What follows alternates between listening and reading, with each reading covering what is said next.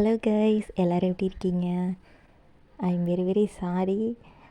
ஏன்னா ரொம்ப நாள் ஆச்சு வீடியோஸ் போட்டு என்னால் வீடியோஸ் எடுக்க முடியலை. ரீசன் என்னென்னு கேட்டிங்கன்னா, எனக்கு கொஞ்சம் ஹெல்த் இஷ்யூஸு, அதுக்கப்புறம் பர்சனலி கொஞ்சம் இஷ்யூஸ் இருந்துச்சு. அதுலேருந்து வெளியே வர்றதுக்கே எனக்கு கொஞ்சம் டைம் தேவைப்பட்டுச்சு. அதனால் என்னால் வீடியோஸும் எடுக்க முடியலை.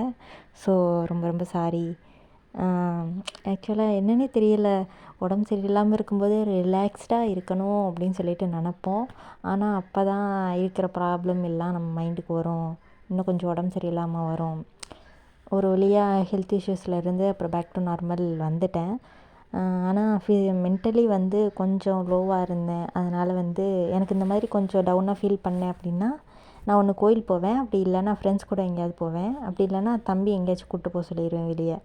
அதனால் நான் தம்பிக்கு கால் பண்ணியிருந்தேன். தம்பிக்கு கால் பண்ணிவிட்டு வெளியே எங்கேயாச்சும் கூப்பிட்டு போடா, எனக்கு ஒரு மாதிரி இருக்குது அப்படின்னு. அதனால் தம்பி மார்னிங்கே என்னை வீட்டுக்கு கூப்பிட்டு போயிட்டான். அன்றைக்கி ஆக்சுவலாக அப்பாவுக்கு பர்த்டே. ஸோ அப்பா பிரியாணி பண்ணலாம் அப்படின்னு சொல்லியிருந்தாங்க. ஸோ அப்புறம் அண்ணா நான்வெஜ்லாம் எடுத்துகிட்டு வந்துட்டு அப்பா பிரியாணி போடுறேன் அப்படின்னு சொல்லிவிட்டு அப்பா பிரியாணி பண்ணுறதை பார்த்துட்டாங்க. மற்ற டிபார்ட்மெண்ட்டில் நாங்கள் பார்த்துட்டோம். சிக்கன் 65, அதுக்கப்புறம் சிக்கன் கிரேவி, ஈரல் வறுவல் இதெல்லாம் நாங்கள் பண்ணிகிட்ருந்தோம்.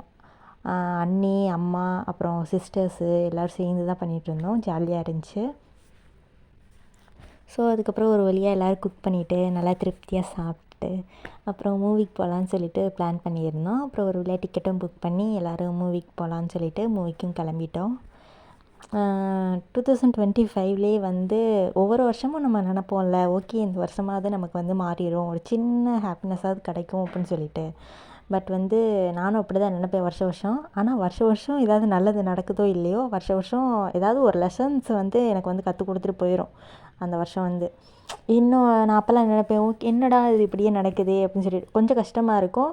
ஆனால் அந்த லெசன்ஸ் எல்லாமே நம்மளை இன்னும் ஸ்ட்ராங்காக்குறதுக்கு தான் அப்படின்னு சொல்லிட்டு நான் புரிஞ்சுக்கிட்டேன். அதில் இருக்கிற நல்லதை மட்டும் நம்ம எடுத்துப்போம். கெட்டதை நம்ம எப்போவுமே மைண்டில் வச்சுக்க வேணாம்.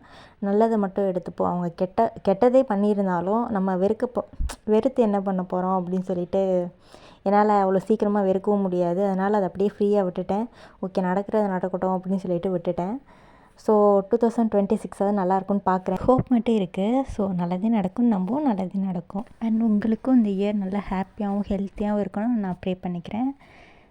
ஸோ எல்லோரும் நல்லாயிருப்போம்.